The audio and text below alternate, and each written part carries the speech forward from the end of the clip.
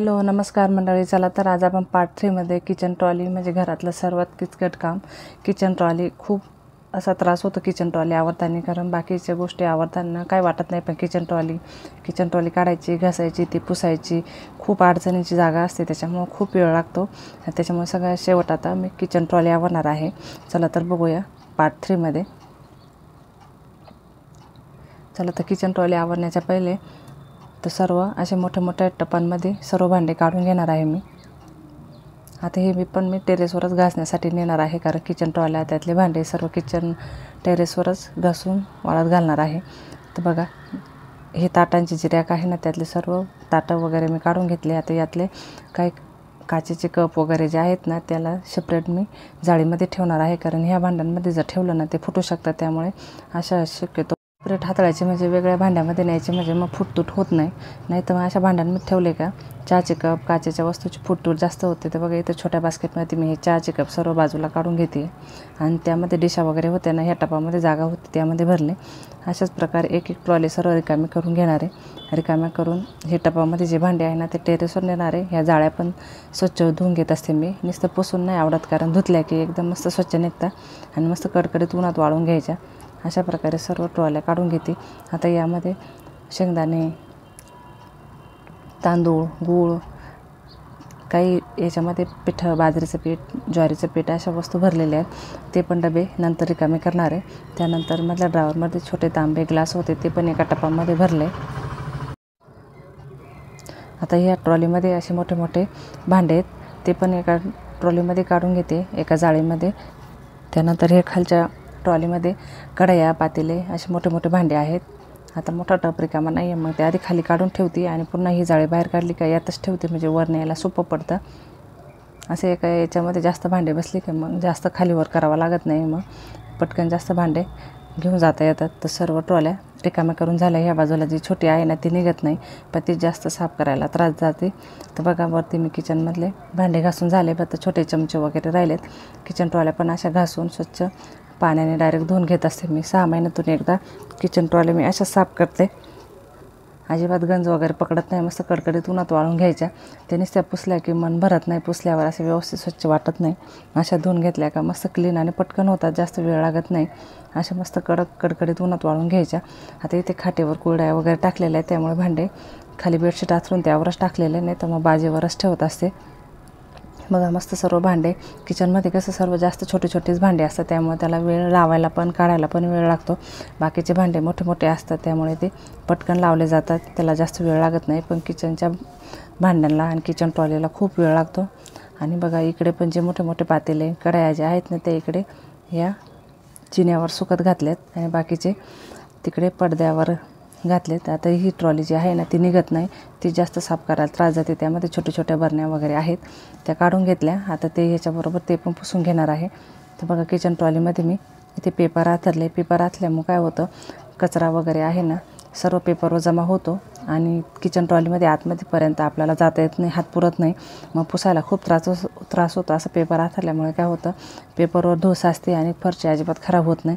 तर बघा, अजिबात घाण नाही आहे. पेपर काढल्यावर अजिबात तुम्ही बघू शकता, अजिबात घाण वगैरे राहत नाही. तरी पण आपण झाडूने मस्त झाडून घ्यायचं.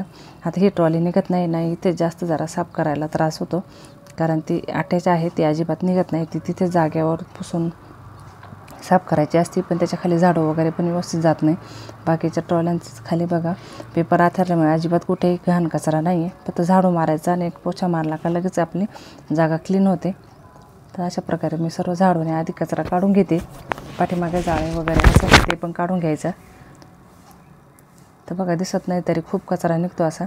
त्यानंतर आता आपण हे किचन ट्रॉलीचा जे बॉक्स आहे ना तो आज साफ करून घ्यायचा आहे झाडू मारल्यानंतर, कारण त्या पट्टीवर सुद्धा कचरा वगैरे पडलेला असतो. आता जो स्प्रे आहे ना तो थोडासा कपड्याला मारायचा, त्याने पुसून घ्यायचं, म्हणजे मग चिकट वगैरे डाग असते ना ते पटकन निघतात. डायरेक्ट त्या पट्टीवर स्प्रे नाही मारायचा, कपड्यावर मारायचा किंवा ओला करायचा कपडा. तर बघा, हे असा स्प्रे कपड्यावर मारायचा आणि मग पुसून घ्यायची, मग चिकट वगैरे डाग असते ना सर्व निघून जातात. अशा प्रकारे आता हा बॉक्स पण मी साफ करून घेते।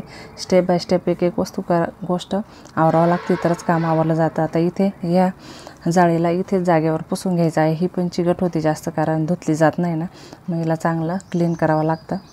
पण ही जास्त त्रास देते क्लीन करायला कारण बाकीच्या धुतल्या जातात, ही जागेवरच आहे ना आणि ही काढता येत नाही। तर बघा त्यानंतर आता मॉप आणलाय, मॉपनी जसं होईल तसं ट्रॉली पुढे मागे करून मस्त असं पुसून घ्यायचं। अशी व्यवस्थित डीप क्लिनिंग केली ना एकदम छान आणि झुरळ वगैरे अजिबात होत नाही। आता माझं एवढं किचन आवरलं आहे ना, याच्यामध्ये एकही झुरळ मला कुठेही भेटलेला नाही। माझ्या घरात शक्यतो झुरळ होतच नाही आणि आता एवढं आवरले तरी कुठेही झुरळ नाही, झुरळाची अंडी वगैरे कुठेच भेटली नाही। अशा प्रकारे डीप क्लिनिंग केली ना अजिबात तुमच्या घरातसुद्धा झुरळ वगैरे होणार नाही। त्यानंतर बघा आता किचन ट्रॉली जी आहे ना, बाहेरून दरवाजे वगैरे ते पुसून घ्यायचे कारण बऱ्याच वेळा आपण किचनवर काम आवरतो, भांडे घासतो ते त्याच्यावर किंवा असं सामान काढताना ट्रॉली ओढतो तर तेलकट डाग, पाण्याचे पिठाचे डाग पडतात।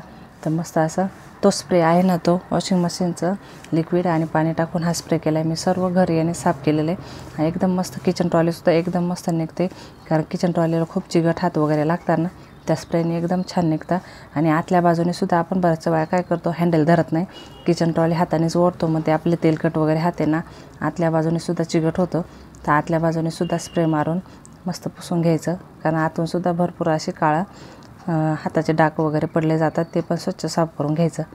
किचन ट्रॉलीला ना भांडे घासण्यापेक्षा हे पुसपास करायला जास्त वेळ लागतो, त्याच्यामुळे किचन ट्रॉलीचं किचकट काम असतं, बाकीचं काम सोपं असतं। वरतं लॅपचं वगैरे किंवा मोठे मोठे डबे घासून सुकले का भरले का ठेवून देता येतात, तसं हे पुसायचं काम जास्त असतं।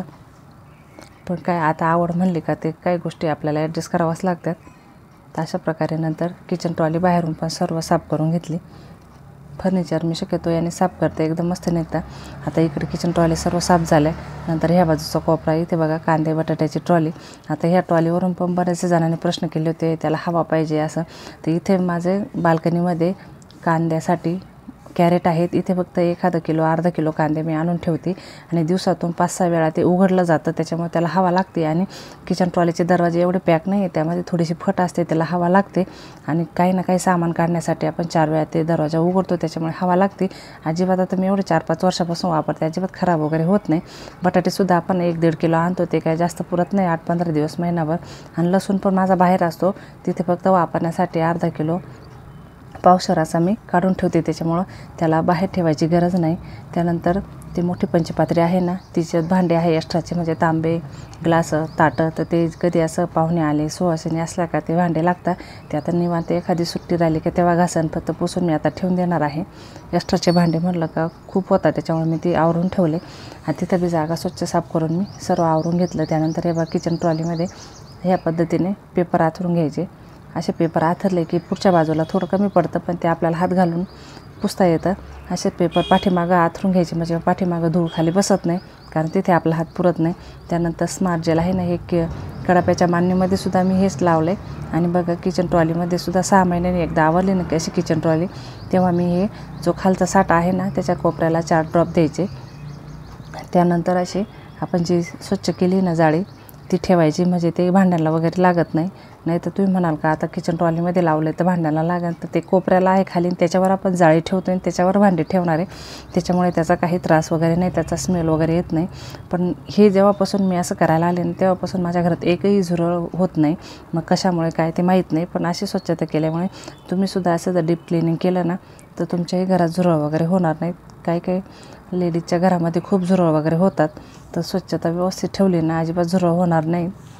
तर बघा आता एक एक वस्तू जसे ज्या ज्या ट्रॉलीमध्ये जे होतं ज्या जागेवर तसंच ठेवायचं, कारण भांडे इकडचे तिकडे ठेवले का बसत नाही।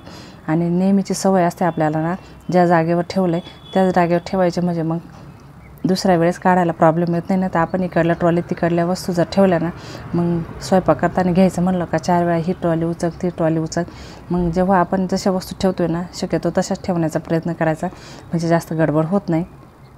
तर बघा कढया पातेले सर्व एका ट्रॉलीमध्ये ठेवले। नंतर रिकामे मोठे भांडे, मिक्सरचे भांडे, छोटे ग्लास, तांब्या, सर्व असं स्टेप बाय स्टेप जसं टपामधून वरून भांडे सुकलेले घेऊन आल्यानंतर जसं जसं हाताला लागेल ना तसं तसं ट्रॉलीत लावायचं। शक्यतो वरून आणतानाच ताटांची टप वेगळा किंवा ग्लासांचा तांब्यांचा असं भरून आणायचं, म्हणजे मला लावायला सोपं पडतं. आणि बघा इथे आता डिशा प्लेटा ज्या आहेत ना, ह्या ट्रॉलीमध्ये जे होतं ते असं लावून घ्यायचं.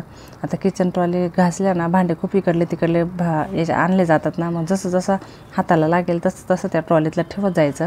त्याच्यामुळे भांडे लावायला पण ट्रॉलीला वेळ लागतो. त्यानंतर हे कप बघा मी घासूनसुद्धा सेपरेट जाळीमध्येच ठेवले होते त्या, म्हणजे मग फुटतूट होत नाही.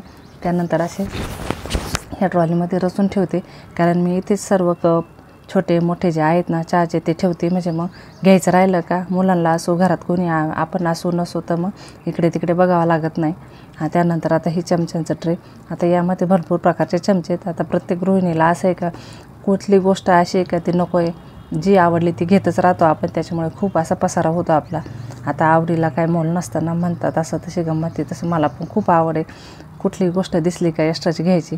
त्यानंतर बघा आपल्याकडे असे हे काट्याचे चम्मच असतात, पोहे खाण्याचे चम्मच असतात, भरपूर प्रकारचे असतात. मग मी जे 6-6, 12-12 चम्मच आहेत ना ते असे रबर लावून ठेवते. नंतर ते मोकळे होतातच, पण अधूनमधून असं करत जायचं, म्हणजे मग त्या किचन ट्रॉलीत खूप पसारा होत नाही. हे छोटे चम्मच आहे ना पटकन सापडत पण नाही आणि त्याचं खूप असे गोंधळ होतं ना, मग मी असे रबर लावून ठेवते. आता हे 4-5 चमचे एक्स्ट्रा लहान मोठे वेगवेगळे आहेत ना ते मोकळे ठेवलेत, म्हणजे पटकन लागले का घेता येतं. आणि जे जे आहे ना एकसारखे ते रबर लावून ठेवलेत, पाहुणे वगैरे आले की ते काढता येतात, किंवा मग आपल्याला लागले तरी काढू शकतो, पण मग जास्त गडबड होत नाही म्हणून असे ठेवले का व्यवस्थित होतं. तर बघा अशा प्रकारे माझे सर्व किचन ट्रॉली आवरून झाले. बघा स्टेप बाय स्टेप आपण एक एक किचनमधल्या गोष्टी आवरतोय. आता किचन मस्त आवरून झालं आहे. तुम्हाला माझा व्हिडिओ कसा वाटला नक्की कळवा. भेटूया पार्ट 4मध्ये. अजूनसुद्धा किचनमध्ये आवरायचं थोडंसं काम बाकी आहे. व्हिडिओ पाहिल्याबद्दल धन्यवाद.